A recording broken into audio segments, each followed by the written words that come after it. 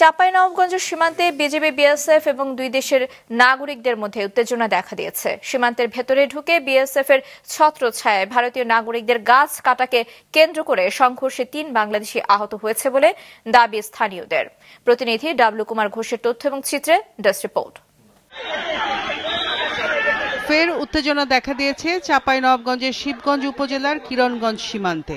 সকালে বাংলাদেশ সীমান্তের ভেতরে ঢুকে ভারতীয় নাগরিকদের আম গাছের ডাল কাটাকে কেন্দ্র করে দুই দেশের নাগরিকরা মুখোমুখি অবস্থান নেন। স্থানীয়রা জানান, বিএসএফ এর সদস্যরা সীমান্তে ভারতীয় সাধারণ মানুষকে জড়ো করায় সকাল থেকেই উত্তেজনা দেখা দেয়। সীমান্ত এলাকার লোকজন আরও জানান, বিএসএফ এর সদস্যরা হঠাৎ করেই কাঁটাতারের বেড়ার পাশে ৫-৬০০ ভারতীয়কে জড়ো করেন। এ সময় তারা বাংলাদেশের ভিতরে ঢুকে পড়েন। এ খবর ছড়িয়ে পড়লে তাদের ধাওয়া করেন বাংলাদেশিরা। এতে তাদের মধ্যে সংঘর্ষ বেঁধে যায়। এ সময় বিএসএফ কয়েক রাউন্ড টিয়ার শেল ও সাউন্ড গ্রেনেড নিক্ষেপ করে। বাংলাদেশিদের লক্ষ্য করে ভারতীয়রা ১৫টি ককটেল, ২০ থেকে ২৫টি তীর ও অনেক পাথর ছোড়ে। উদ্ভূত পরিস্থিতিতে সীমান্তে সতর্ক অবস্থানে থাকে বিজিবিও। বাংলাদেশে কৃষকের উপর চড়াও হয় এবং এক পর্যায়ে কথা কাটাকাটি হয়।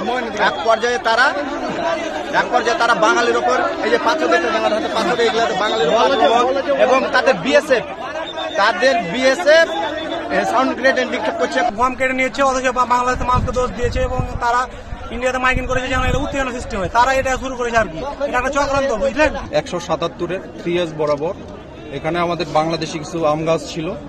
তো ভারতের নাগরিকরা আমাদের এই বাংলাদেশি আম গাছ কাটাকে নিয়ে একটা ভারতীয় নাগরিক এবং বাংলাদেশের নাগরিকের মধ্যে একটা উত্তেজনার পরিস্থিতি সৃষ্টি হয়। সেই ক্ষেত্রে দুই পক্ষ, বাংলাদেশ সাইড এবং ভারতের সাইডে দুই পক্ষ জনগণ যার যার দেশের জন্য সবাই শূন্য লাইন বরাবর সবাই দাঁড়িয়ে যায়। বাংলাদেশি জনগণ এবং বিজিবি আমরা প্রস্তুত আছি সীমান্তে।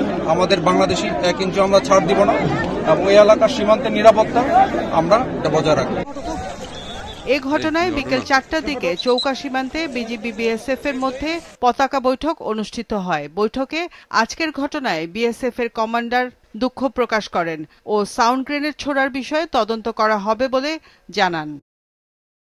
মাছরাঙা নিউজ ডেস্ক।